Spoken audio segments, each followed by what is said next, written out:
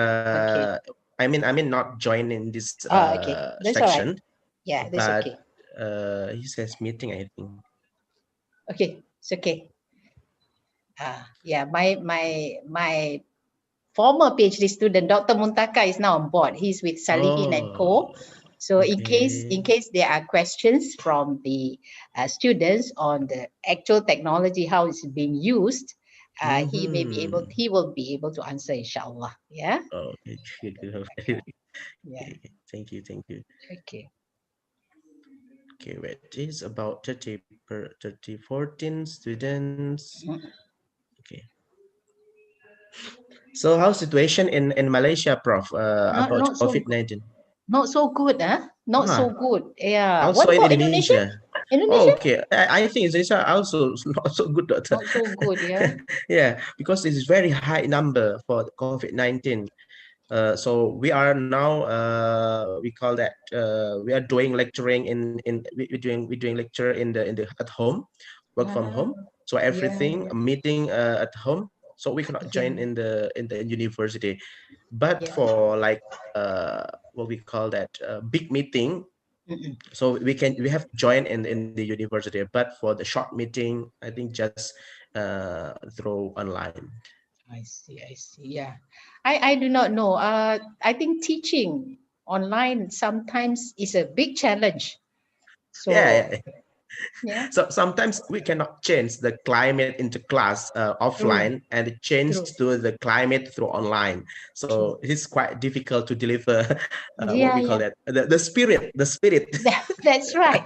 You know, the closeness with Oh yeah, the yeah. students. Yeah. Oh yeah, Uh, yeah, yeah, yeah. Also, Dr. Muntaka is uh, your Dr. Muntaka is now with the Salihin Consulting. oh, Sally Fantasin. He was actually doing his PhD on Sharia auditing. He's an expert on Oh, that. okay. Yeah. So Okay. Dr. Assalamualaikum, Muntaka. Dr. Muntaka. Waalaikumsalam wabarakatuh. Inshallah. How are Dr. you? Muntaka is from Ghana. Oh, from Ghana. Ghana. Oh, Ah, yeah, yeah, yeah. yeah, from Ghana. Inshallah. Your face looks familiar, like somebody you are before. Oh, Were you from UIA, Dr. Baru? Brother Baru?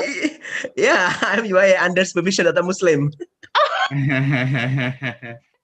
Hey, when was it, No, no, brother? no. I think Prof. Malia, I think don't know about me because I know you, Prof. But he Yeah. doesn't. Yeah, because I'm still Doing. I just submitted my full draft to Dr. Muslim and approved Oh. already, and now Ah, waiting for collection for the complement for the speech unit. I okay, just okay. submitted to PG unit Alhamdulillah. Oh, you mean you have done the defense already, yeah, doctor? already, and Oh, now well done. submitted to CPS to Well submit to done. PG unit. Congratulations, Dr. Muntaka, new doctor. Dr. Baru. Dr. Muhammad Bahrul. What Under did you do? supervision. You did on public sector. No, no, I did from Islamic accounting. Oh, okay, okay. That's good. Yeah. Yeah, Okay, yeah. we're Uh, talking uh, about the determinant of organizational growth for Islamic in Indonesia, because the trend of the development of Islamic bank in Indonesia is not uh, what we call it's not growth enough rather than the conventional bank in Indonesia. So that's why we need to ensure that what the factor can determines the growth of Islamic in Indonesia in the accounting perspective and also in management also. So I I try to look for the oh, some okay. factor. Oh, all right, all right. Oh, that's interesting. Yeah. Okay, that's right. So I hope you will be publishing those Oh, results. okay, Yeah. okay. Thank you, Dr. Okay. Pray for me. Okay, I Okay. think So it's already coming. eight So about eleven. Yeah. okay, okay. Okay. I think it's enough. Okay. Okay. Maybe I will open first, Prof. Okay. Okay, Bismillahirrahmanirrahim. Assalamualaikum warahmatullahi wabarakatuh. Waalaikumsalam Waalaikumsalam warahmatullahi warahmatullahi wabarakatuh. Waalaikumsalam warahmatullahi Warahmatullahi wabarakatuh. wabarakatuh. Okay. Today we have a guest lecture. This is my professor, Professor Maliah Sulaiman. Is the professor is concerned in Islamic accounting also, right? Islamic accounting, Dr. Prof. Yeah, yeah. Prof. Yeah. Maliah. Okay, Islamic Yeah. accounting, and also Accounting education. uh, Accounting education. accounting education. So she's a professor in University Islam Antarabangsa Malaysia, and also became 300 wanita berpengaruh di dunia dalam keuangan Islam from the Cambridge International Finance Advisory in 2019. Am I right, Prof? Yeah, and Oh. yeah. Thank you. Okay, so today the professor talked about the digitalization accounting. So hopefully you can get more insight and a new discussion in our study in digitalization accounting. And the participant actually from the international program Islamic finance and economic students. So time and opportunity give it to you to Prof. Maliah Sulaiman. Okay. Thank you very much. Assalamualaikum warahmatullahi wabarakatuh, Dr. Badrul. Do I call you Dr. Muhammad or Dr. Badrul? No, without doctor, just Bahrul only. Just Bahrul No, only. you have worked very hard for the doctor. So okay. Do I share? I share the screen. So okay. Auzubillahi minasyaitanirrajim. Bismillahirrahmanirrahim. Rabbi israhli wa yassirli amri wahlul 'uqdatam min lisani yafqahu qawli. Assalamualaikum warahmatullahi wabarakatuh. Why I cannot make okay. All right. So everybody is able to see the screen. So thank you. Yeah. Thank you very much, Dr. Muhammad, for the kind introduction. Actually, I've just retired as a professor of accounting at International Islamic University, but I'm now the adjunct professor at the same university. And I've also been appointed by Salihin & Co. or Salihin International as an advisor to that firm. Okay, so I am also very involved with accounting education. But today I am supposed to speak on the impact of digitalization on accounting and the profession. So the outline of my presentation is roughly this. On the introduction, what accounting is and how it has developed over the years.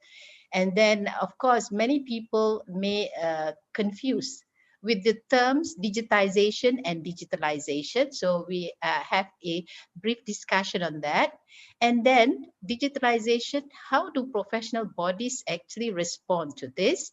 And how should universities or how have universities respond to this? And also the employers. So the three perspectives. Now on the digital tools that I'll be discussing. Of course, I will not be discussing a lot on it because that you can do in the what do you call it, accounting information systems course. But what I'm going to discuss in brief would be on cloud computing as well as big data analytics. And then, of course, the conclusion, what professional bodies have reminded us on this issue, digitalization. Okay, so I think everybody is aware of what is the definition of accounting. There are various definitions according to which professional body has given it. So I'm just taking a very general definition. It is the art of analyzing the financial position and operating results of a business. Now I put the word science there. Now science, when you talk about digital accounting, now that comes under science. So I put art or science of analyzing the financial position and operating results of a business. Okay, so basically when you talk about the development of accounting, now you can actually stop me if you want to ask questions, yeah? So we talk about in ancient times, 5000 BC, before Christ, you talk about accounting being developed at that time because there were agricultural activities and then later on they started with trading activities. We as Muslims actually are aware of this because in Islam, business is very important, isn't it? So in the 15th century or so, people have claimed, the Westerners have claimed that double entry actually was developed by Luca Pacioli in Italy. But if you talk to Professor Omar Zaid from University of Western Sydney, he has always maintained that accounting actually originated from the Islamic civilization. And it tends to make sense because Islamic civilization always emphasizes on business. So therefore, it tends to make sense, yeah? And then the modern period, the 19th, 20th century, because businesses get larger, so they are not now depending on just sole proprietorship. They're talking about companies. So with it, the company laws were developed. And then, of course, we come with accounting standards because we want it to be standardized. And then, of course, the professional accounting bodies were formed. And now in the 50s, accounting with computers. Actually, this accounting with computers came about in Malaysia. It was later, and definitely not 1950s, because I only started using calculators only in 1976 when I sat for my ACCA exams. Yeah. So in the 80s to 90s, the rise of PCs in offices, accounting software became the mainstream. Now, come Industrial Revolution 4.0, you talk about all these drivers. You talk about big data analytics, you talk about the cloud, you talk about cyber security, you talk about Internet of Things. So everybody is aware about Internet of Things. Cyber security, when you talk about internet, you must talk about cyber security. Okay, so this perhaps you will at one time or other be introduced to this, but most universities would have introduced you to big data and data analytics, as well as cloud computing. Yeah. So cybersecurity is very focused, where usually the School of Information Technology handles cybersecurity, and not so much the accounting faculty. Yeah. So now with the present is digital accounting plus the digital economy. So that's why you have e-business, e-commerce. Yeah. I think before we proceed further, perhaps we should know what is the difference between digitization and digitalization.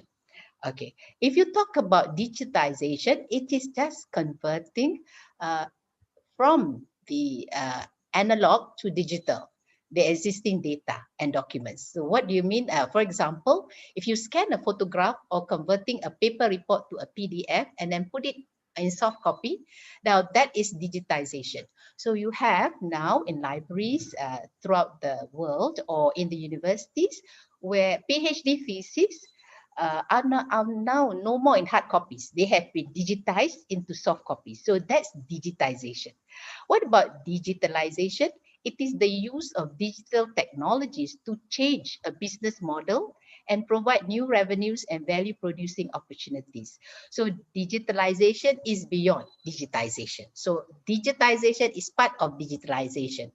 So if digitization is a conversion of data, digitalization is the transformation. I just read here, digitalization embraces the ability of digital technology to collect data, establish trends, and make better business decisions. Okay, we will look at thus one would digitize a document, but one would digitalize a factory. So the process, yeah. So in the financial reporting context, now I'm talking about the financial reporting context because I deal with accounting.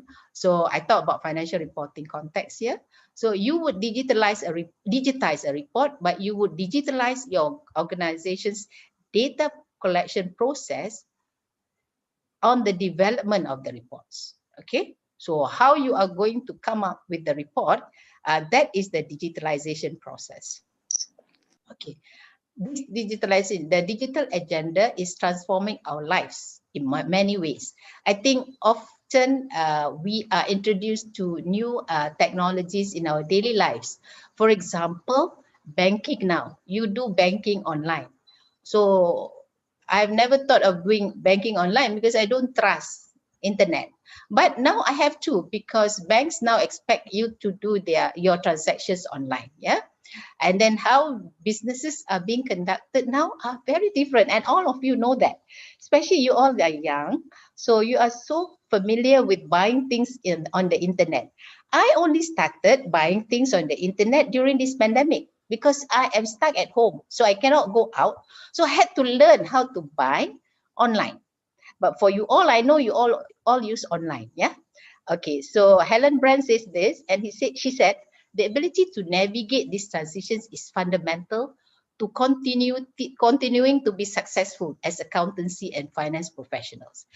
Okay, so that's why I learned a lot about Internet of Things, because I have to actually navigate these transitions. I have to actually address how to use this digital technology in my daily lives as well as in my professional lives. Yeah.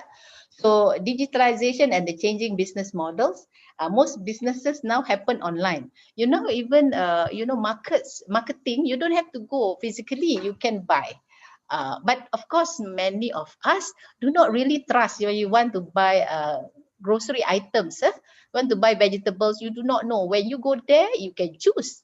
But when you ask people to choose for you, it becomes something that you really have to trust them. Yeah.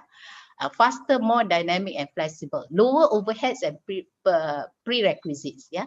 So the expense that will kill us is the delivery charges, I think.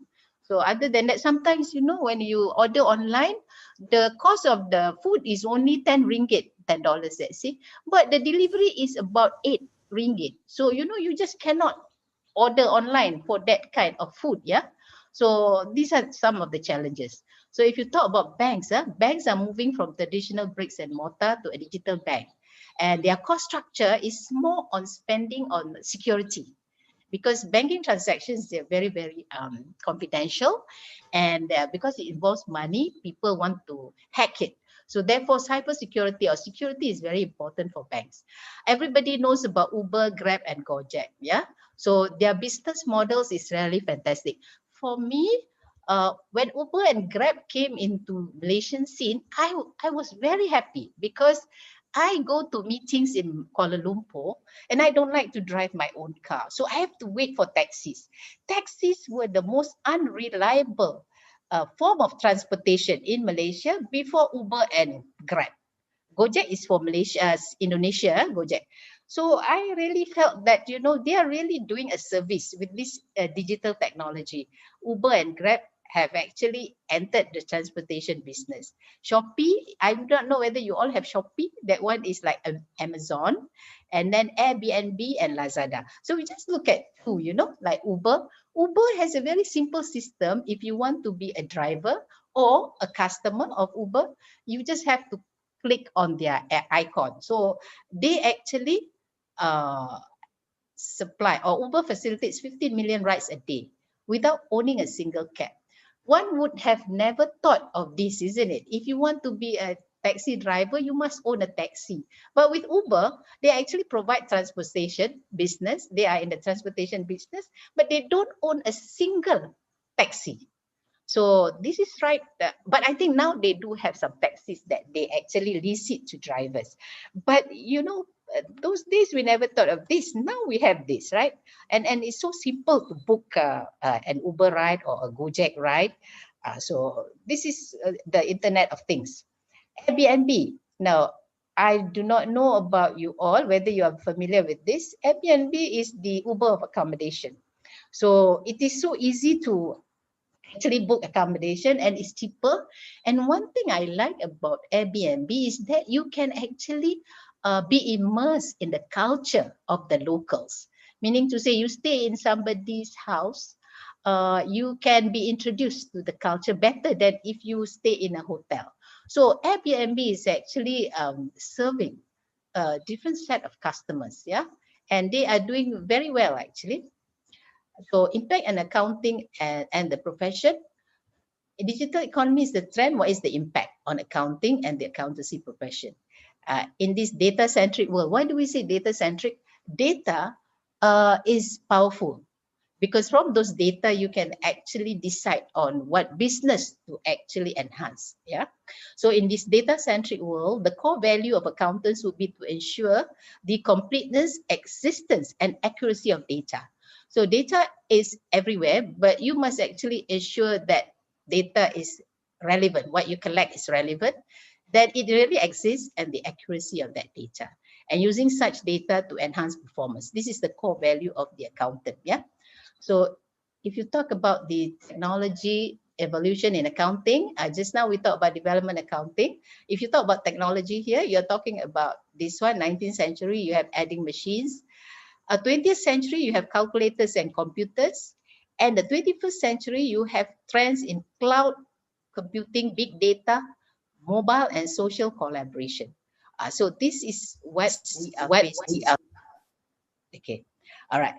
So impact on accounting. Now, as accountants, you face a paradigm shift on the way you do things. It's no more like double entry, manually doing it, having having ledgers, physical ledgers. So accounting is increasingly cloud-based and empowered by big data and becoming more efficient and mobile. Okay, so this is very interesting because now you have a lot of data. So for the present and the future is the codification and the commoditization of professional knowledge, automation of processes and methodology, as well as an inclination towards heavy reliance on artificial intelligence. MIA, the Malaysian Institute of Accountants, has this to say about what is the present and future of accountants. So commoditization of professional knowledge. Now, professional knowledge being a commodity and how it is being used to actually enhance machine learning. Okay, so then of course the artificial intelligence. Artificial intelligence, if you are familiar with Watson talks about doctors, they want to replace doctors with this Watson, the AI, where this Watson will diagnose your sickness, and it seems they have about 90% accuracy. Okay, so would we as accountants be replaced by artificial intelligence? We will see later. Okay, cloud computing, I told you, artificial intelligence and data analytics. What will it do to accounting? It will strengthen the role of accountants and the entire financial industry. What it does, it will reduce manual data entry and improve the speed, quality, and accuracy of data. Later on, we talk about point of sale. So we talk about point. I will not deal with it now. A little bit later, I will discuss this. Yeah, you see, when you talk about cloud computing, now if you talk about digital technology, everybody talks about cloud computing, and I'm sure you all are familiar with this. Yeah. So what are the advantages? Business owners can access their data anytime from anywhere. Now, I just put this into context in auditing. Yeah. Auditing, when I was auditing companies last time, very many years ago, I had to carry a big bag like the pilots carry. Pilots carry a big bag. I had to carry something like that and put my permanent files, my temporary files in it to go to clients' places. And then later, with the advent of personal computers, we don't bring those. We just bring our personal computer. Each of us brings a personal computer. But now with cloud computing, we need not even bring the computer. We can actually download all the data from the cloud. So this is something that is very useful because, if your manager wants to access the same data as you and you actually download all from the cloud, so therefore each of you doesn't have to put all your data in your own computer. And we have many companies there, so sometimes it's best to just load it from your computer, download it from the computer, from the server, cloud server. Yeah, the cost of ownership is lower because you subscribe to this cloud computing. And when you subscribe, you are entitled to download certain software, and this software they can actually be updated by the company that provides the service, right? So therefore, accounting softwares would be cheaper. If you have a software on your in your company, they will have to be These will have to be updated. It costs money, right? And then also security of data. So it is handled by the cloud computing company. So therefore, cloud computing is the way to go about doing things. I give you an example, my own example. Now, if I were to write a paper with Dr. Muntaka and Dr.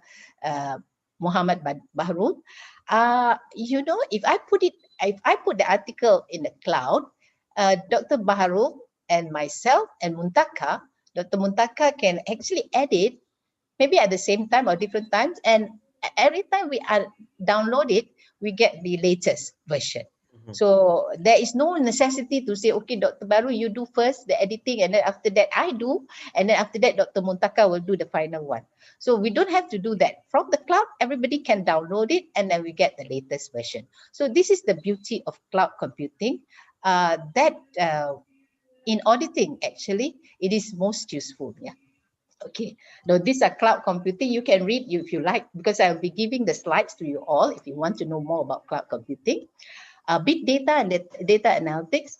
Now, if you look at digital technologies now, everybody is talking about data analytics.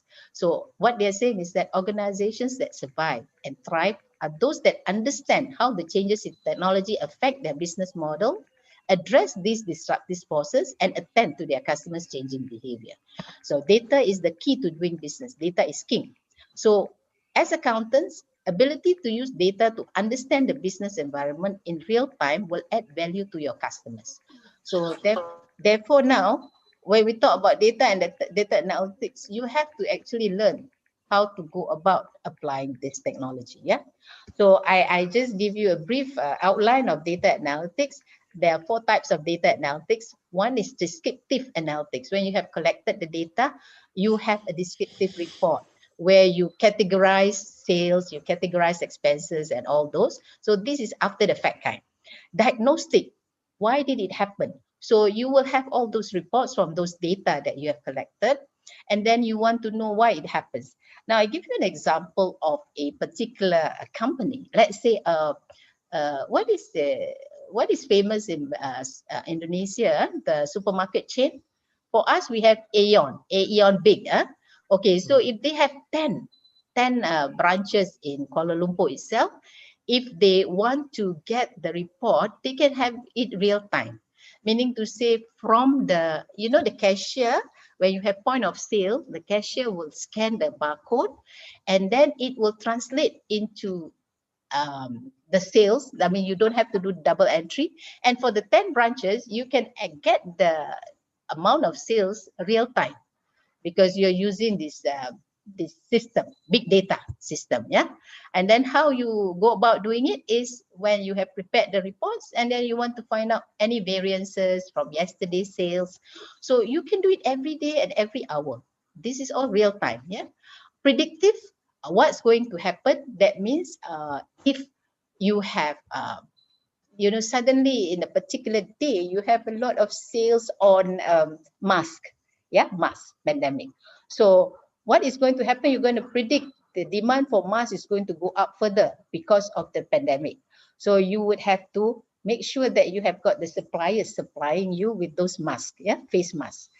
Prescriptive analytics, what should we do? That means you have to actually buy from various suppliers, and not many suppliers may have it because of the current situation. Okay, so therefore you have to act upon it. So this is data analytics about why it happens and what you should do about it. Yeah. So accountants use the forecast they create to make recommendations for future growth. And the insight is an example of the significant impact that accountants make in the business world. So meaning to say, yes, technology is there, big data, but you have to analyze, and you have to actually advise your businesses, the businesses. Yeah. So Netflix, everybody is aware of Netflix, isn't it? So Netflix uses big data because if you are a subscriber to Netflix, you notice that when you click, a list of programs or movies come on board. Because they have actually recorded what you have clicked on, or what you have viewed in the past, perhaps day or month, and they have got a record of it, and they actually predict for you what you should be watching, isn't it? So this is what big data is all about, because they have millions and millions of subscribers, and they're able to extract and personalize for each particular subscriber. So this is big data and data analytics for you lah. Yeah. And then if you talk about specifics, in auditing now, because of big data, we don't talk about sampling. Last time when I started auditing, you have 100 debtors. We just take a sample to circularize the debtors, yeah, to confirm the amount of debts that they have with the company. So, but now you use population because you have big data, everything is using machine or automated. Large data sets are analyzed and verified. So instead of using sampling, you use the population. So everything is being recorded in the data set, okay? And less margin of error, resulting in more precise recommendations. So when you use machines, there would be less human error lah. Humans make more errors than machine. Yeah, machine when you, I think machine also if you program it wrongly, they will make errors. But then there is a very glaring error lah.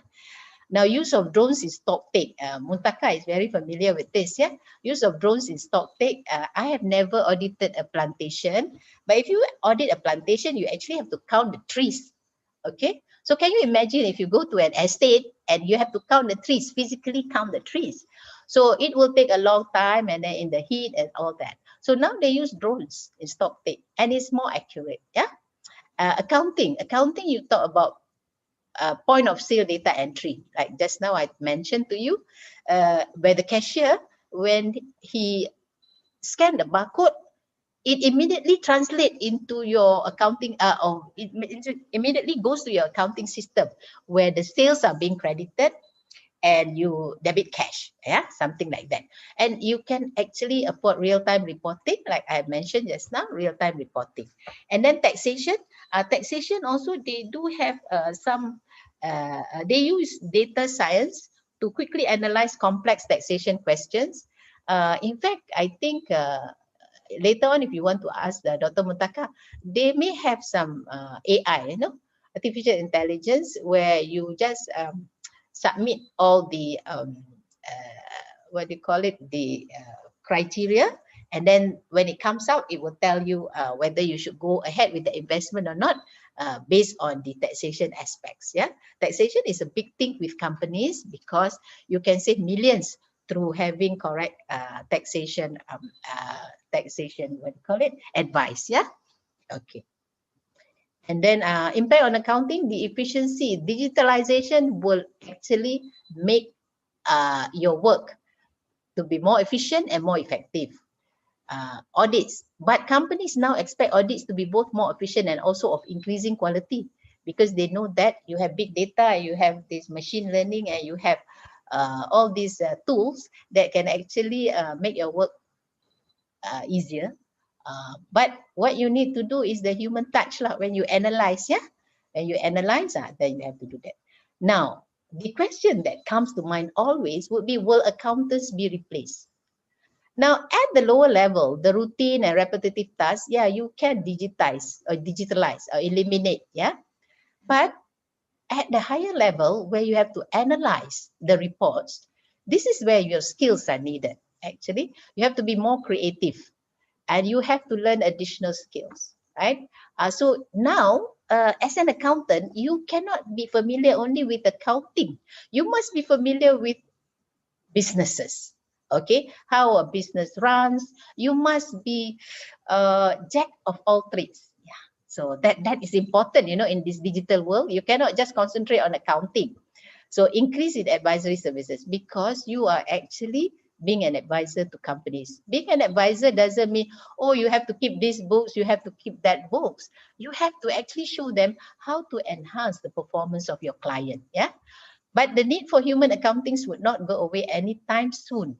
Yeah, because I say only the repetitive and routine tasks will be able to be digitalized, but you need human to actually to act upon this information and to have a, what do you call it, a communication with your clients. Okay. Will accountants be replaced? Let's look at what a lecturer in data analytics he teaches data analytics to accountants. He says accountants will be increasingly expected to add value to the business decision making within their organizations, which I have just mentioned. But he said a strong facility with data analytics gives them the tool set to help strengthen their partnership with business leaders. So what he's saying is that as an accountant, you must be familiar with data analytics. Okay, accounting education should also pick this up.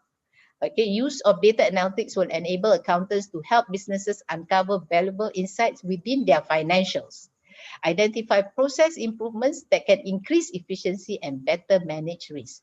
So therefore, this is a really a tall order. That means you really must be familiar with what a business does. Okay. So to be relevant, let's look at what professional bodies are doing, what universities and what employers are doing. Okay, professional bodies, I look at ACCA.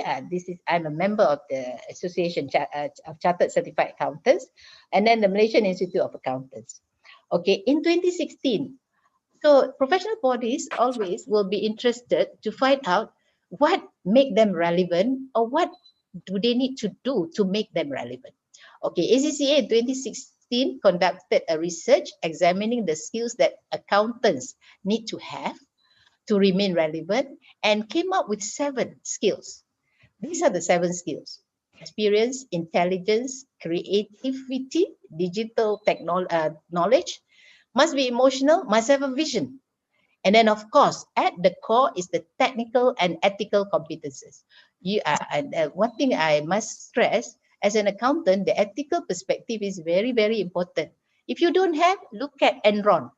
Okay, so this is something we emphasize. So if you want to look at the skills that you must have, these are the skills. The technical skills, everybody knows. The intelligence, creative, you must be able to use existing knowledge in new situations, explore potential outcomes. Digital is one of the quotients, one of the skills. Emotional intelligence, you identify your own emotions and those of others. So when you are at a meeting with people, emotional intelligence is very important. But when you have meetings now, like the pandemic, you have a meeting online, sometimes it's very difficult with this emotional intelligence. You need to be close, that closeness to translate this emotional intelligence, or vision. Obviously, in any profession, if you don't have vision, you are dead. Okay, so you must have a vision. Experience, the ability and skills to understand customer expectations, meet desired outcomes, and create value. What they're saying is that when you want to make a decision, past results are always important, because that gives you the experience to go forward. Yeah. Okay. So what ACCA did was they actually asked the professionals, is digital quotient more important than this technical, emotional, vision quotients, experience, creative intelligence? If you look at the results, most are at the 3. What they're saying is, because is this at 3 because they feel that the digital quotient or digital knowledge is just as important as others. So this one says the others are important, more important than digital, less. So more are saying they're almost the same. So in other words, they are saying they have no clear preference of one quotient against another. That is, all are important, even digital, right? But when you say digitalization and all those, and you say you cannot focus just on that, you must focus on other quotients also. So these are the other quotients. I repeat it. Okay, to be relevant, this is important. Why they say the technical ethical is very important? Look at one chief accountant of a bank in Russia. It says digital skills are among the most important skills. But the most important are empathy and soft skills, because the new digital skills are based on interaction, not only with the machine, but firstly on the interaction between people. So will we be replaced? Obviously, we cannot be replaced, because we have a role to play. Now is a slightly different role. Digital facility is an underpinning skill. That means you must have that. But the ethical perspective is very important. Okay. So in digitalization, ethics is very important. Machines do not possess ethics. It's the people who use those technology actually possess ethical perspective. And then ACCA also look at the level of awareness of this digital technology. So they look at whether they have basic awareness, basic ability, or expert ability. So these are the explanation. So I am not doing research methodology lecture now, so I will not discuss on the way the questions have been worded.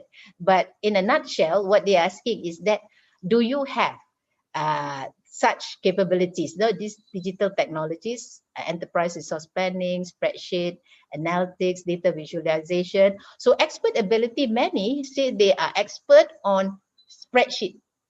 I do not know about economics graduates or economics undergraduates. Accounting graduates, when they go for their practical training, the audit firms, the first thing they ask is, do you know how to use spreadsheet or Excel?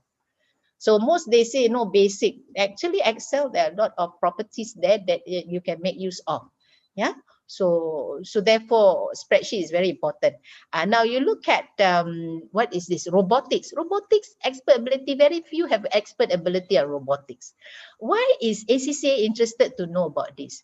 The ACCA, what it does is that they try to address it by having training. Because if robotics is the in thing, so they must actually have training for their professional members, their members. So that's where they are coming from lah. Okay, digital skills you need to develop in future. Okay, so 72% said data analytics. So that's why I said the accounting curriculum must include data analytics. I think economics also, they should include data analytics. Yeah. Second is the spreadsheet. 54% only of the respondents. And then the last is robotics. Robotics, because many people are not quite comfortable with it. So that's why they say you don't, you need to develop next to 3-5 years. Only 17% says it is so. But in some other studies, they say robotics and artificial intelligence would be the in thing for the next 3 to 5 years, yeah, or maybe 10 years. Okay, now if you divide the responses into categories, 3 categories, you will find that the younger people, 18 to 34, talks about data analytics being very important, 74% of them. But for those 55 and above, only 55% or 56% say data analytics is very important.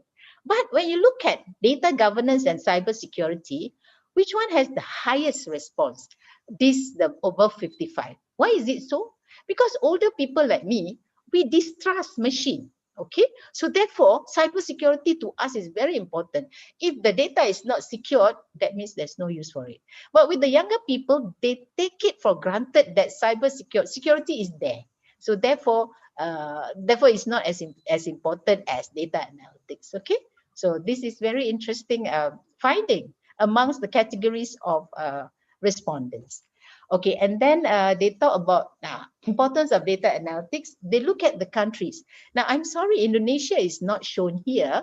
Not because Indonesia is not important, but because Indonesia has not many ACCA members. Okay, so because of that, they don't have a body, ACCA body, professional body in Indonesia. So let's look at Malaysia. Malaysia seems to be very high. 82% seems to think that data analytics is going, it should be developed. So therefore, what happens is that ACCA in Malaysia actually will be introducing training of this data analytics more often than not, because their members need this. Yeah. Okay. Only 64% said spreadsheet. What are the challenges? Now, challenges are also very important. Lack of time. Now, people say lack of time. For me, if you say lack of time means you have a lot of time, because only people who are busy say they have time. People who are not busy always say they have lack of time. Okay, because they don't have other excuse. Okay, so lack of continuous learning opportunities. This is where ACCA should, because they did this study, they want to address this. If lack of continuous learning opportunities, so they might make courses on digital technologies as free. Sometimes ACA give free courses, you know, this just to help their members. Okay, in Malaysia, our Malaysian Institute of Accountants carried out a survey in 2017 looking at the application of digital technologies, what accountants feel is important, and whether they are aware of digital technologies, impact, drivers, and barriers. So if you look at existing application, 97% said they frequently or occasionally use Microsoft applications. 92% frequently use software. More than 60% use cloud applications, but use of fintech, data analytics is only 25% or below 25%. So what MIA is doing is actually to concentrate on this. So it is very important for professional bodies to find out what is important and whether the members are really applying it or whether they are aware of it. So these are existing applications. Importance and awareness of technology. So more than 97% members feel that the application of existing and emergent technologies is important or very important? Obviously, lah. No, this is such an obvious question. Everybody would think it's important. So, but respondents also indicate that technologies such as big data, again, big data, analytics-based financial services, automation, and cyber security are at the top of their list of awareness. Okay, so that means they should be aware lah. What they're saying is that we ask them, which technology should you be aware of in the next 3 to 5 years? So they say all these things. Okay. Impact of technology, the top 3 technological trends is cyber security, big data analytics, and automation. However, the adoption rate for data analytics is very low. So this is what MIA, Malaysia Institute of Accountants, will be concerned with, and they will have more training on data analytics. So the gist that I take is that we have also at the universities to emphasize on data analytics. Yeah. And then what are the drivers and barriers? You have drivers, of course, the business benefits, the business demands, the barriers, high business costs, lack of talent to utilize technology effectively, lack of understanding the benefits in adopting technology. Now, I give you an example. My friend is a trainer, so he has a training consulting firm. During this pandemic, he has actually conducted training online, but the discovery that he made was a lot of employees don't have even a PC at home. So it's very difficult to train them. I mean, high level employees, they do have, but the lower level or the middle level, many do not have PCs at home. So therefore, that is a barrier to training online. Yeah? So he said that, his business is very affected by this fact. So people say, go online, do this, do that, but the infrastructure is not there. Yeah. And then many organizations still view the cost of technology as an expense, but not as an investment. So if you are a forward-looking company, you would think that digital technologies would be as an investment, because in future, you cannot help but use these technologies. Yeah. Next, we go on to the role of universities. It's very important, and this is a very dear issue to my heart. Okay, accounting education for the future. Now, first you look at what ACCA says. These are the skills that you need, the 7 skills. So accounting education must take into account all this. But can we teach our students emotional intelligence? Very difficult, isn't it? All the more make this online learning make it more difficult, because I don't see my students. At least, when you meet your students personally, for the girls, sometimes if they have a problem, you pat them on the back, something like that. But here, it's so impersonal. And some of you may be even going to the toilet while lecturing, or maybe sleeping, because there's no personal touch there. Lecturers must have solid background in advanced technology. This is for lecturers who are teaching that particular course, the data analytics and things like that. Not all lecturers, but all lecturers should have some knowledge of it, but not very advanced knowledge, because you need it to relate it to the courses that you teach. Yeah. Teaching and learning aids must embrace technological era, use of cutting-edge technologies. So in UIA, in IIUM, we have a lab to teach data analytics. So that I think is very important, yeah, to have these cutting-edge tools being taught at the university, at least being introduced. I think Dr. Muntaka mentioned to me, oh, sorry, I didn't introduce you to Dr. Muntaka, only introduced to Dr. Muhammad just now. Dr. Muntaka was formerly from IIUM. He did his bachelor's, master's, and PhD at IIUM through IIUM product. So he has actually mentioned something about ACL being used in the teaching of auditing last time in UIA. So he learned from there, and later on, he actually sharpened his skills when he works with Salihin International. Yeah. Okay. Right. Okay. In Malaysia, MIA actually asked employers in 2014, what do you need the undergraduates to know? Okay. So they say strong written and spoken communication skills. They must also take a professional exams. It's not enough to do just a degree. You must do ACCA or Association of the CPA Australia, anything professional, okay? And then broad skills, not limited to finance. Remember I told you accountants now have got to have broad skills, jack of all trades. and master of all also, cannot be master of none. With practical and market relevant knowledge, you must know about the market. You must be reading widely. You must be aware of what things, the industry is undergoing. Possess soft skills such as management, problem solving ability, technology savvy. Technology savvy, digital. Okay, so these are the what do you call it? The qualities of our undergraduates. But can universities undertake all this? Obviously, universities cannot do all this, isn't it? Okay, so but one thing that we should actually be aware, in the Harvard Business Review in July 2018, one author wrote about the 7 skills that are not about to be automated. Okay, so we talk about digitalization and all those digitization, but they say these 7 skills will never be taken over by machine. One, communication. So nobody wants to talk to machine. You want to talk to a human being. Ethics. Do machines possess ethics? No. Okay. These are the people who use that technology. Connections. Machines cannot connect with other machines, can connect with other machines, but you know, it's just on software, things like that. But when you talk about having businesses, you have to connect with friends in the market.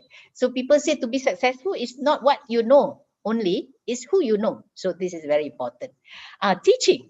You know, teaching, I don't like machine to teach me. Neither would you like a machine teaching you accounting, isn't it? You need that human touch. Emotional competence, obviously I told you, emotional quotient, it needs to be personalized. Context, machine, when they decide, they don't talk about context. Yeah, they don't talk about the situation, because if you give a machine to decide on whether a particular business should be stopped, they were based on financials, but they don't know about the situation where, if I give you an example of a clinic, in a very rural area, not making money, but the decision by a machine would be to stop it. But for us, if we have the context, where those are very poor people who cannot actually go to the city, so you will have to open that clinic, whether it's making a loss or not. Content.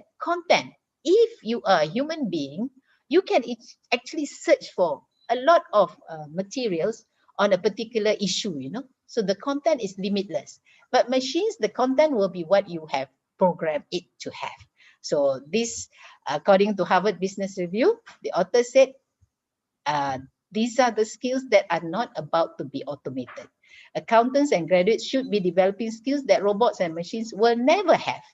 So remember, what is routine, repetitive can be taken over by machines, but what machines cannot do, this is what you must be good at. Okay, like communication, you must be good at writing, communicate with people, how you speak to people.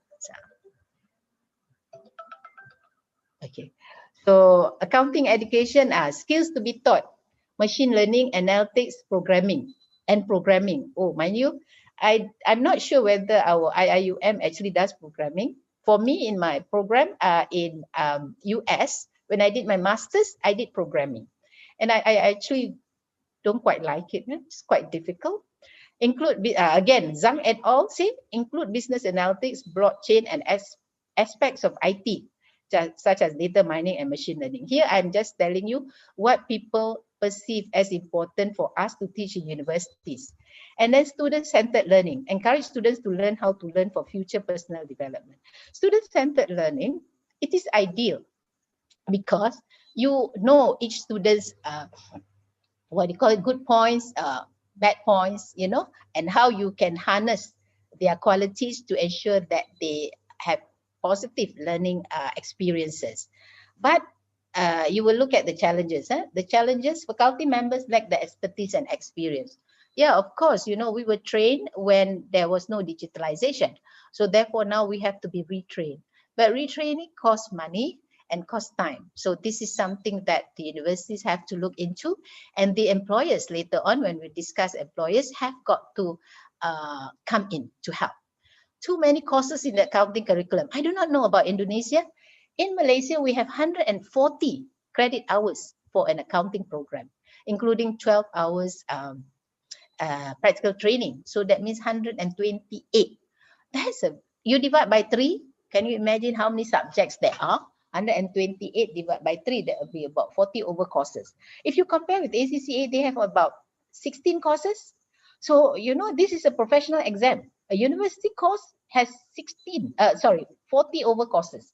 So, and student-centered learning in accounting is often uniform and prescribed due to standardized assessment. We have final exams, isn't it? So, by right, we should have a lot more of case studies. We should have a lot more project-based. But this we are normally not doing to a large extent. Okay, so student-centered learning is a challenge. And then, okay, accounting education, engaging. They say the curriculum, you should engage the industry. I mean, all accounting programs I know of, all universities, they always engage people from the industry to be on their board of studies. Practical training, internship, this for us in universities in Malaysia, you must have 6 months of training. And Salihin International is one of the firms that actually takes in students. Simulations and on-campus facilitation, you should have a tax clinic. Tax clinic means you have, what do you call it? Your students go in with perhaps a tax lecturers and then have some clinics for people in the community to prepare their tax returns. Okay, Salihin and Co, this is where I'm attached now, actually has teaching accounting firms in various universities in Malaysia. In University Malaysia, Terengganu, I think, it has a teaching accounting firm where actually students are involved with the auditing of real life companies. And the firm itself has got personnel at that particular university. This is a very good, what do you call it? Good training ground for students. Joint teaching. In I think various universities, we always have teaching faculty members from the industry. Either they come as guest lecturers or they come and teach together with our lecturers. Okay, so last time we used to have computer auditing where we had a partner of an audit firm come in to teach our students. A board of studies, I told you, board of studies comprising industry captains. That means people from the industry, they will advise as the current technology that we should incorporate in our curriculum. And then the Chartered Accountants, Australia and New Zealand mentioned that universities must actually be on top of things, must have ways to evaluate and track the development of future-oriented capabilities. So this is important, but actually if you have the industry as part of your board of studies, you will be able to track this. Yeah. And then the CPA Australia in 2019 or 2020, early 2020, did a study, the impact of technology on the desired skills of early career accountants, where they interviewed and surveyed 315, interviewed 175 managers. And they came out with 5 ways that technology impacted on the skills required of new accountants. Shift from data processing to problem solving. So this is what we need to do. Greater pressure to understand technology. The new accountants, newly graduated accountants must have an understanding of new technology. The need for accounting knowledge and standards to underpin and drive technology. But your technical competencies is just as important. Building of people skills. This is where we need interaction, you know, human interaction, yeah, not machine, become essential. Self-development and lifelong learning is critical. This one is something that everybody should have. I mean, if you are a professional a member of a professional organization, this is required because your CPE, your continuing professional education, you must actually submit every year to renew your membership. So this is how you update your knowledge. Yeah. One thing that is missing here is on the ethics.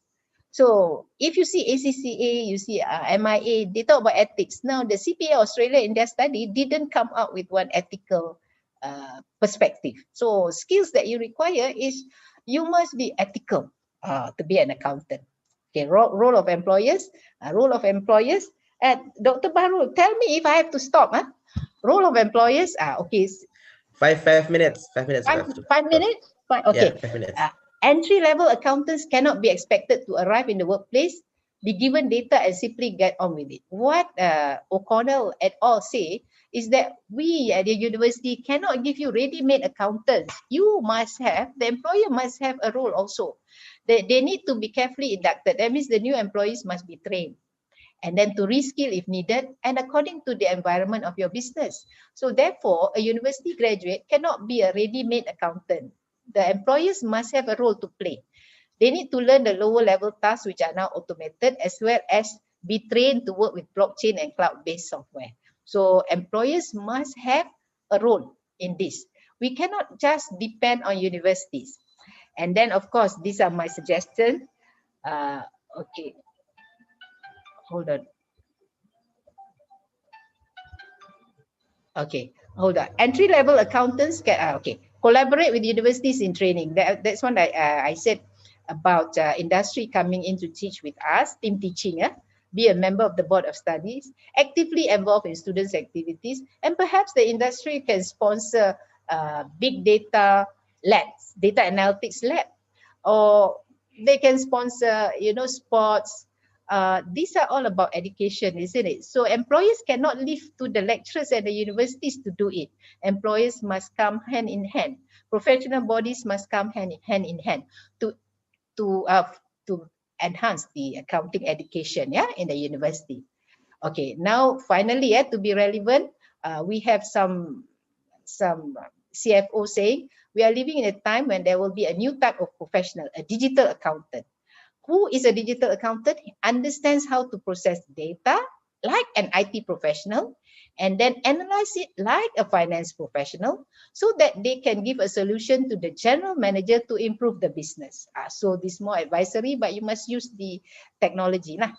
And then second, following, as finance professionals, it is important that we understand the role of the technology within the business. Also that we understand enough of the technology to see how it benefits the business. But then we need to be able to apply the fundamental accounting principles, the fundamentals of the system of internal control, the how to control and audit it. So therefore is the technology, technical competence is what we teach, and then the IT also what we teach at the universities. So you can read this. One thing important is you must unlearn always and relearn new ways. So this is digital economy or digitalization. You must unlearn always and relearn new ways. So for me, I have to learn how to actually buy online, relearn new ways. Okay, so this is very important. Okay, hold on.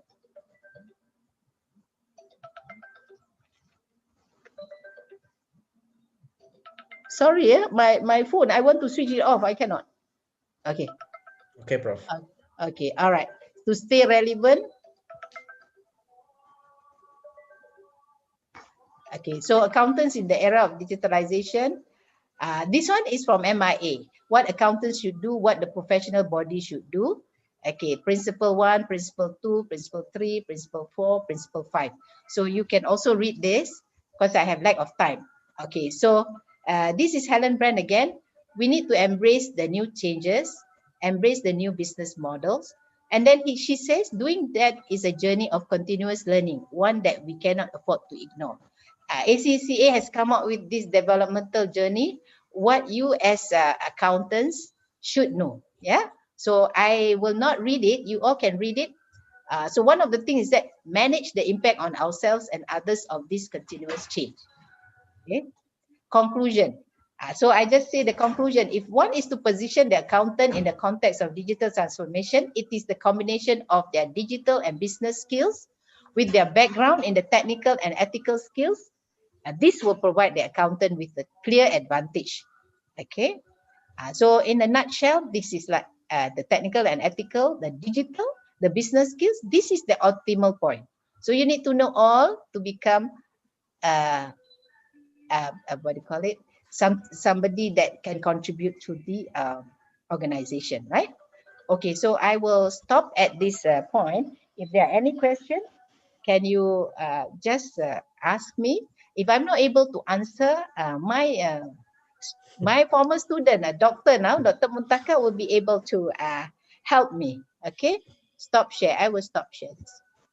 Okay, thank you, Prof. Maliah, for your presentation. It's very interesting discussion and new insight for us, me also, and also for students. So it is very important as accountant or maybe economic student to understand about the digitalization because everything will be accommodated with the digitalization. So that's why we need to understand, and we need to ensure that we have the skill to improve our ability in our understanding. Okay, so any question from the students? Okay, who's want to ask to Prof. Maliah? By the way, I actually don't teach digital technology, but I need to know because I actually do some, I mean, I need to know how to analyze things, right? So Okay. I am actually teaching accounting for Islamic banks or financial institutions.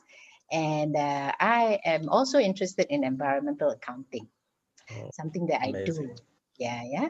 So that's why that's where my background is, right? Okay. So Okay, and Prof. for you all, I think what is most important in digitalization is that sometimes you just cannot depend on what universities offer. You have to take some courses. Like for us, for Excel, we actually ask the students to teach other students on Saturdays, because we cannot fit in with our 140 hours, of the curriculum. We cannot fit in Excel. But we tell them, when you do budgeting, you use Excel. But we don't teach them. They have to learn on their own. So this is learning on their own, is something that you have to be familiar with. You cannot depend on lecturers or the program. You have to do a lot of things on your own. I know some students, they take courses outside the universities just to make them equipped with the knowledge that they need to have when they graduate. Yeah. Okay. Please, I always tell the employers, you cannot depend on universities only. Universities, we teach them to be critical thinkers. Oh, The okay, I technical see. competencies, we teach them. But there are other things that the industry has got to play a part. Yeah. Okay. Sorry, Dr. Muhammad, may we have something? Dr. Okay. Sometimes I call you Dr. Bahrul, sometimes Dr. Muhammad. It's okay. It's fine. Okay. Okay. Anyone, students, want to ask to Prof. Maliah? Yeah. Okay. You can speak in. You May I can speak just in comment? Bahasa. Yeah, Okay. can speak in Bahasa. You May I can just speak in comment? Bahasa. Yeah. Okay. Dr. Bahrul, when I actually attended, I accredited accountancy programs, accounting programs in various universities in Malaysia. When I went to one particular university, the first thing, because I observed lecturers teach, so the first thing that they did was to ensure that all students put their video on. That means Yeah.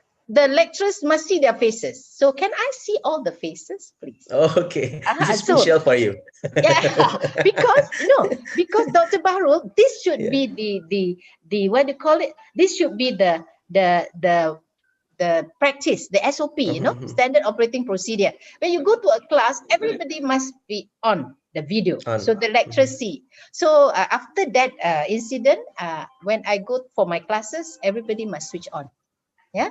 So switch on their video, because this is very important. Okay. So Mutalib, Anifal, Adita, all they don't want. They are shy. But yeah, I know that. Sometimes we are shy. We don't want to show our faces. But see, Okay, Muntaka also kindly. doesn't show.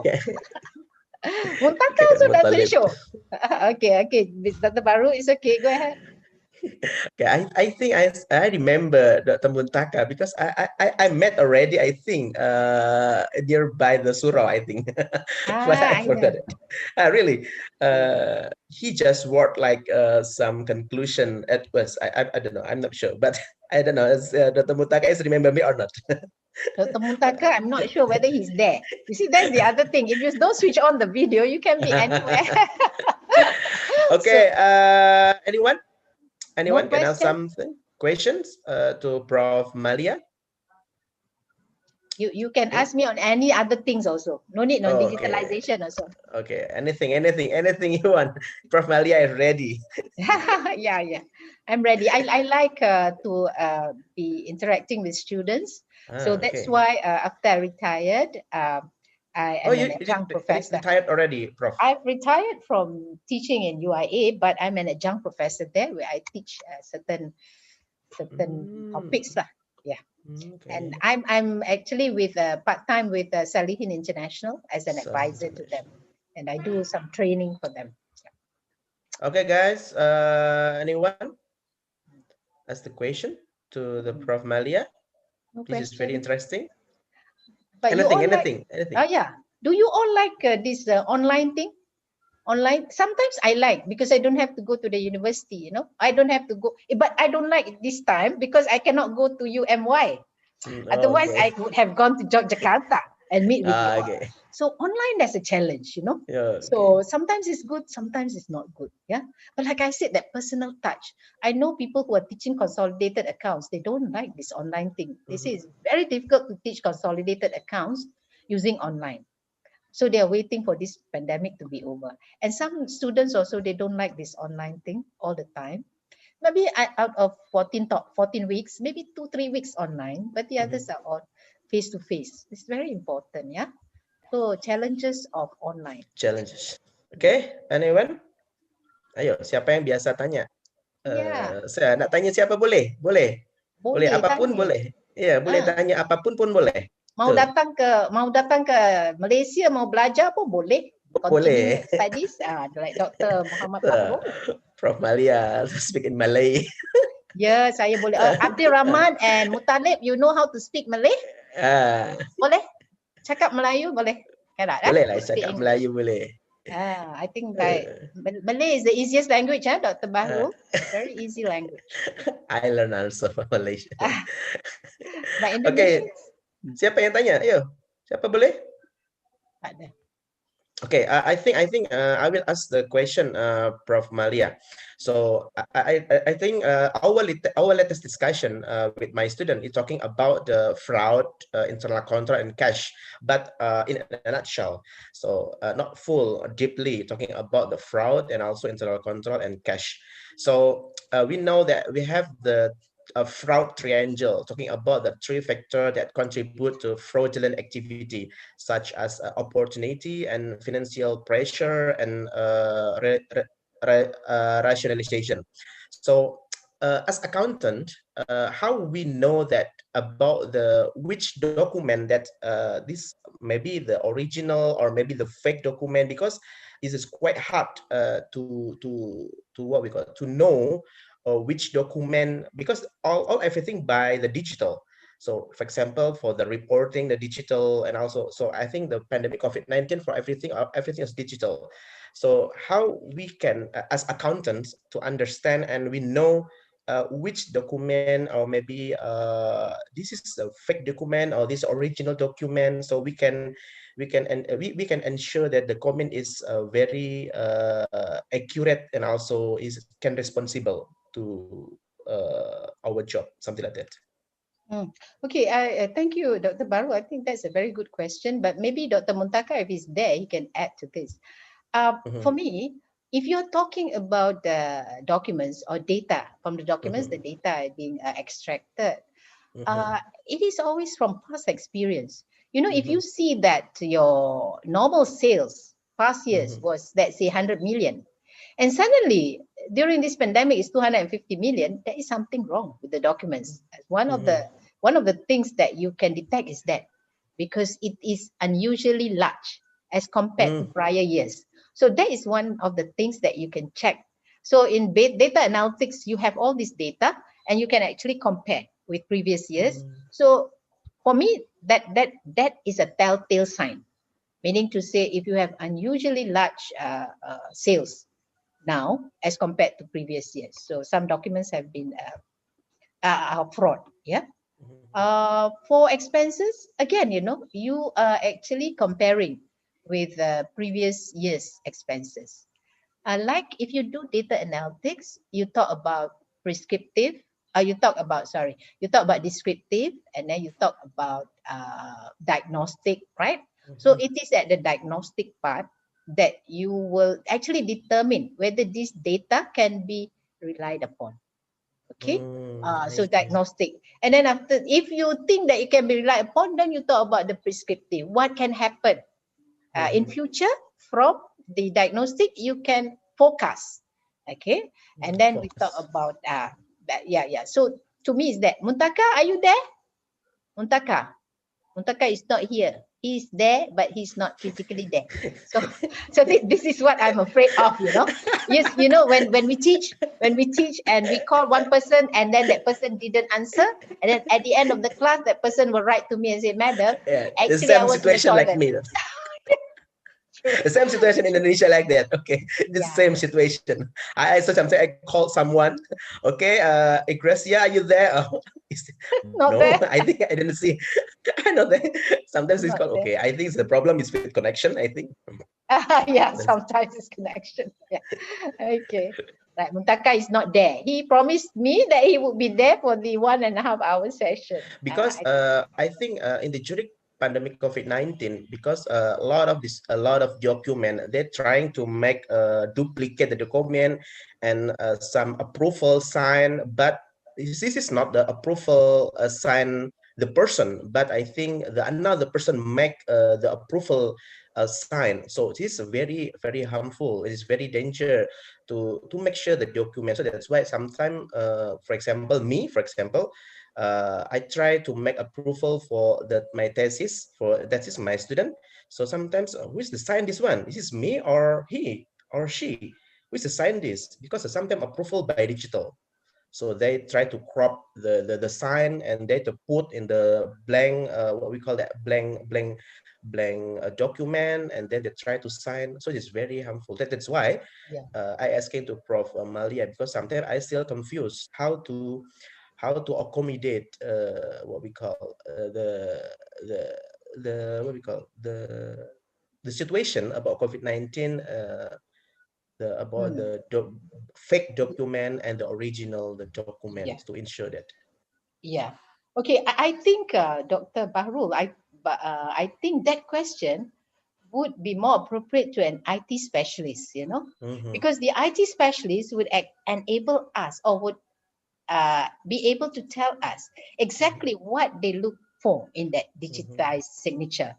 So, for example, you know, in banks, last time when you you just key in your password and your Yeah. username.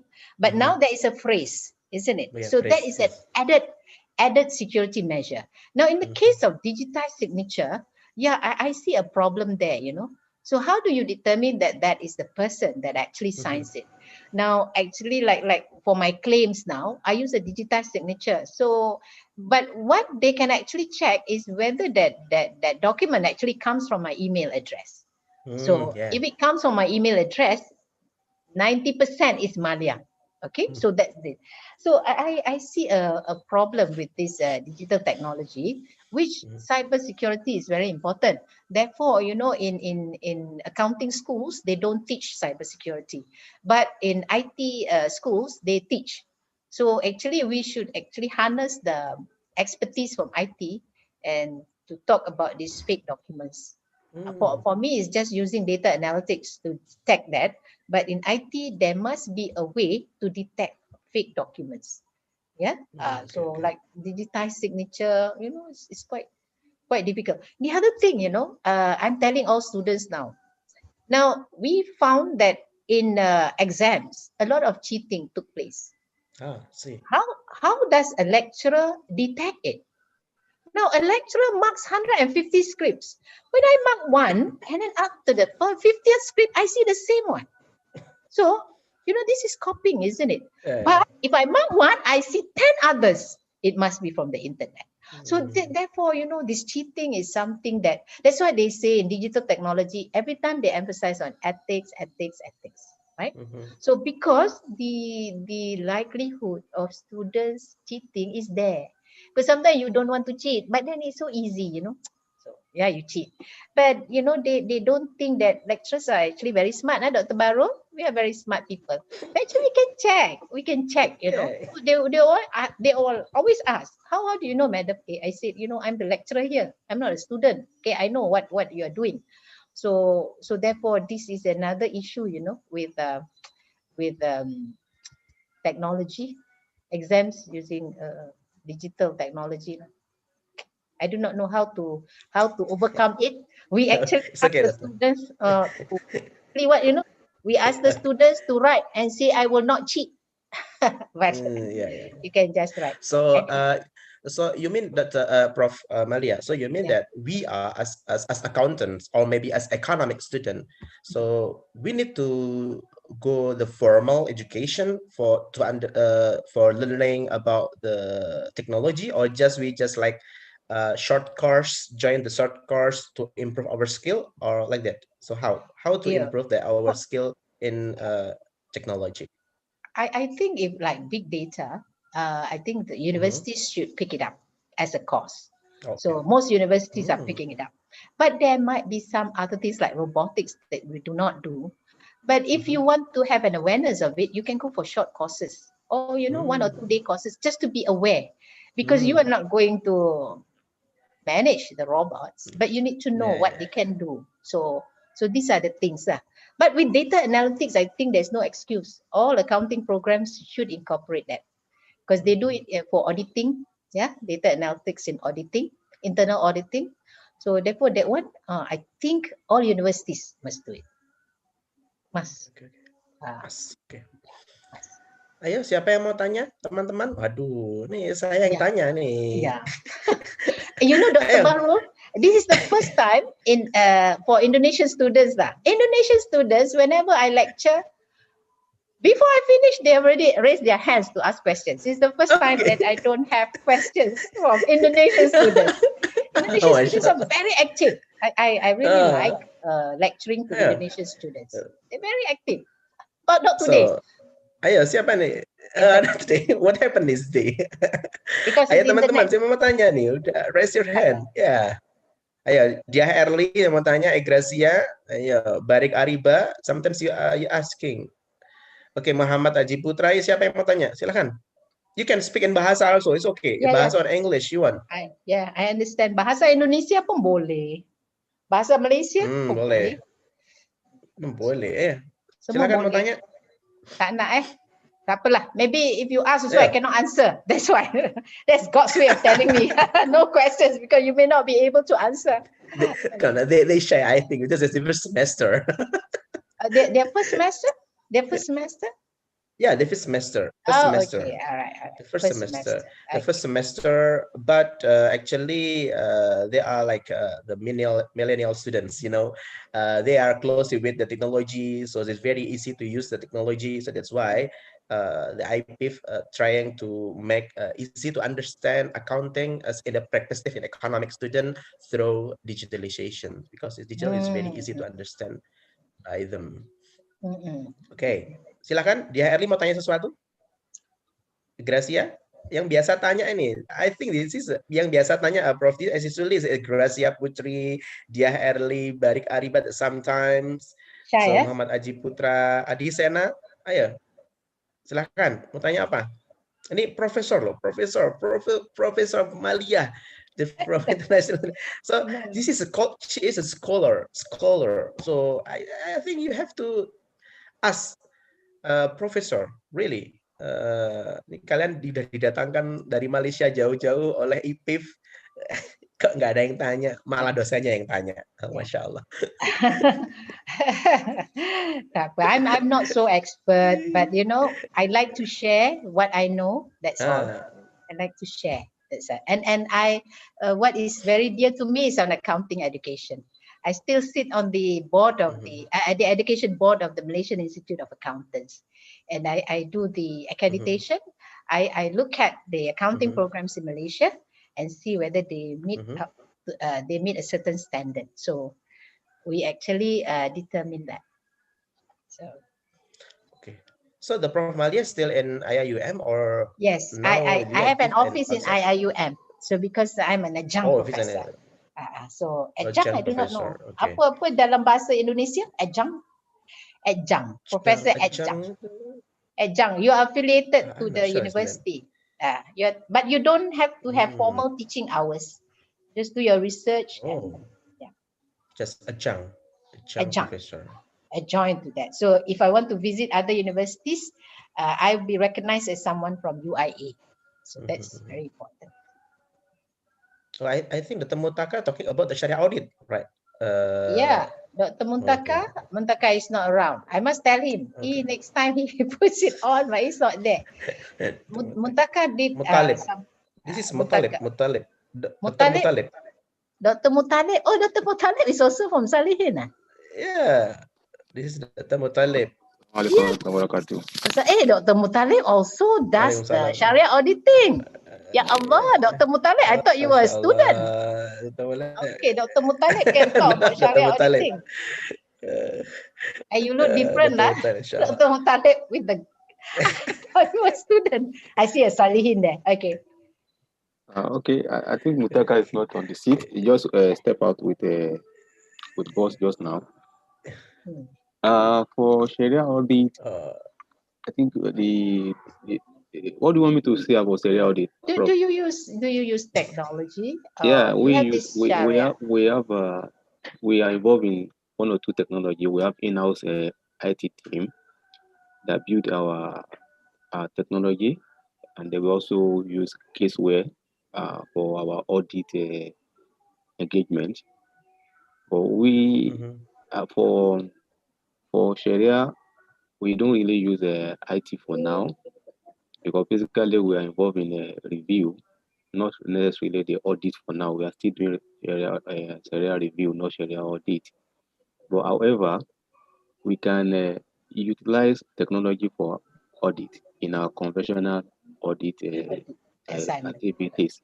We use caseware, for example. It's a new technology that we are using. We just started last year, and this is our second year of the caseware. So what caseware does for us is to make our procedure easier because it's already computerized such a way that all the procedure involved in all the elements we are trying to verify, the procedure is already highlighted and the checklist already developed. So ours is to ensure that the document is appropriate, then we upload into cloud, just like what Prof have said. So we keep less of paper file now. Our data are in cloud with the caseware. And in terms of last time you asked a question regarding the fraud and the I wanted to connect you with that fraud documents. Actually the Prof have said it. There are people in IT world, for example, we call it a certified system auditor feed. Those we call it CISA. They are involved in auditing of a system, and in the process of determining the fraud, to determine whether this document is appropriate or is authentic or not, there are algorithm already developed that will determine whether who is the original who will tell us how to determine whether this document is authentic or not. There are quite a number of systems. We are what we call cryptographic way of doing it. Cryptographic. Cryptography. Yeah. Yeah, you can easily determine whether this document is appropriate or not by subjecting it to that particular algorithm. So those are the algorithm. area. Algorithm. Yeah, these are the new things that they are trying to ensure that there's no fraud. Of course, the fraud cannot easily be detected by audit. Of course. As you know that is not the purpose of I audit. see. Audit is for us to ensure that the compliance with the procedure. Yeah, not to detect fraud. Not to detect fraud. Yeah, So, audit is however, compliance. based on the ISA 240, if we come to our mind that there is a fraud, then we might need to do more of substantive process to find out whether fraud exists and who are the people involved in the course of audit. So basically, audit is not how to fish out fraud. So I see. Interesting. This is very clear. Yeah. Okay. Very interesting. We have to separate between the fraud because of the document what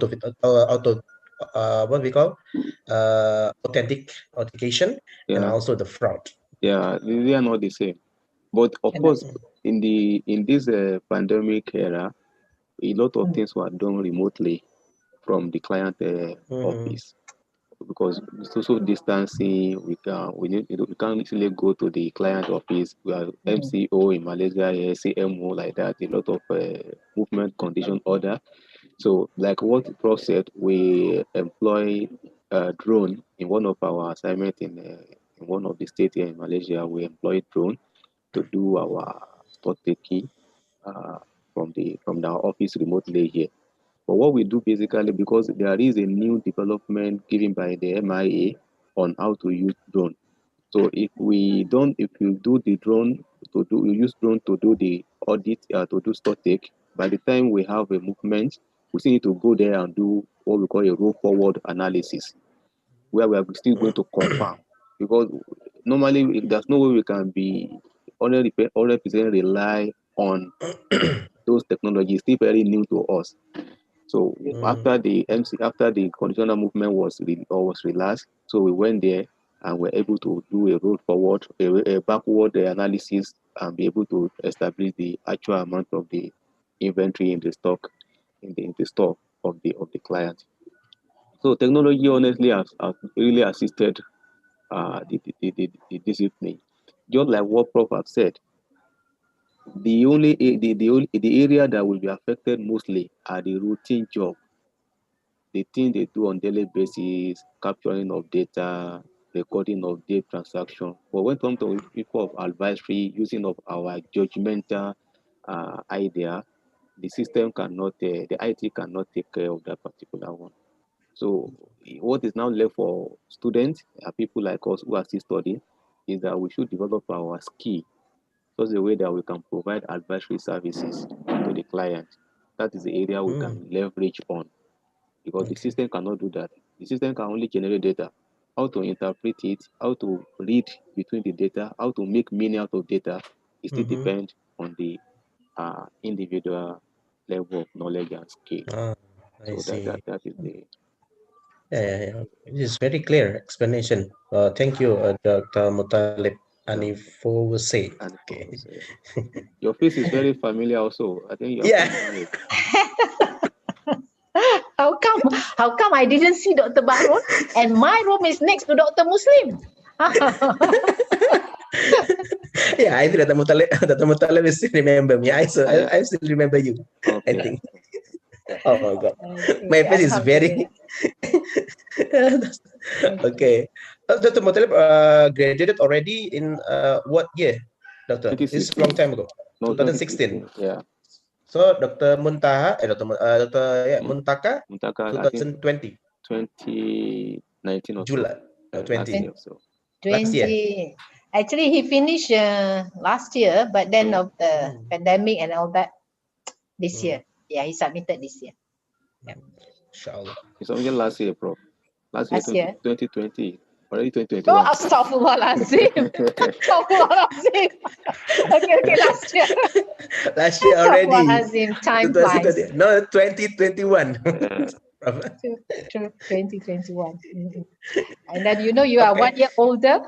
You know, you see, yesterday I started teaching and I finished. I retired. Masya Masya Oke Allah. ya, ini nggak ada yang tanya lagi nih. Nggak ada yang tanya. Ada tanya tak? No? There is no question? Oh, Masya Allah. Okay, Professor. I think the discussion is very interesting, and also your presentation is very, very good and very clear regarding digitalization accounting. Also, there is input from the Dr. Muttalib regarding the fraud and internal control. This is very good and very interesting. And hopefully the student can get a new insight, new discussion, and also new knowledge from the scholar as a Professor Maliah Sulaiman. And inshallah, this is very helpful to us to understand about the digitalization in accounting, especially as you, as economic student, you have to understand about the technology. Okay, so we can close together, and now we can open your mic, and also you can say thank you very much to Prof. Maliah altogether. Please switch on your microphone and say thank you for Prof. Maliah Sulaiman. Ya, silakan. Thank you, Prof. Thank you, Prof. It is my pleasure. Maliah Sulaiman. Pleasure. Yeah, it is my real pleasure to meet you all. Yeah, inshallah we'll meet again. Profesor Maliah Sulaiman. Yeah. Okay, thank you. Okay. Ya, So I silakan see. mengucapkan. Yeah. I will leave you now, and then I can actually pass you the the slides if you want to refer to it, or if it is useful or not useful, doesn't matter. Yeah, I But think I have useful. prepared. Yeah, I prepared the Okay. slide, so I will give it to you. Thank you Okay. very much, all of you, and I wish you all the Okay. best. Okay, Thank Assalamualaikum you. warahmatullahi wabarakatuh. Waalaikumsalam warahmatullahi Thank you, wabarakatuh. Prof. Thank you, Prof. Thank you for joining Okay. this class. Oke, teman-teman semuanya. Wah, nggak ada yang tanya nih kalian nih. Deg-degan, Pak. Deg-degan, santai aja, nggak usah deg-degan. Ada sih, Pak. Cuman Di Erli nih biasanya tanya nih, Gracia juga nih, Aji nih biasa Adi Sena juga tanya nih. tadi ada Pak udah nyiapin, Pak. Cuman deg-degan. Ya, ngomong aja. Kalian nih udah didatangkan. Oke, Abdurrahman. Kaifahal? Kaifahal? Kaifahal Abdurrahman? Switch on your microphone.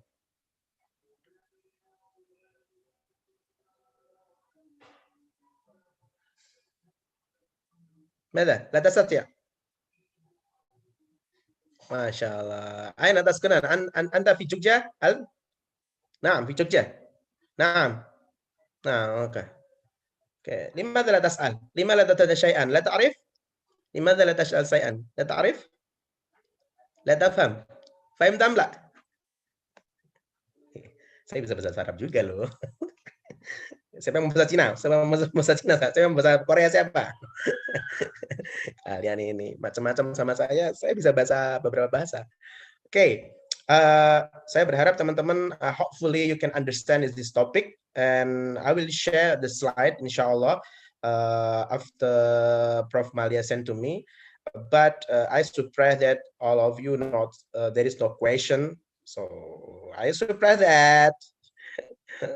Saya nggak tahu why you don't ask this question. Muhammad Aji Putra biasanya tanya, Gracia, ada namanya Dia Erli yang biasa tanya, ada Alia biasa juga muncul, ya. Siapa lagi? Adi Sena juga diam aja tadi, nggak ngomong-ngomong, ya.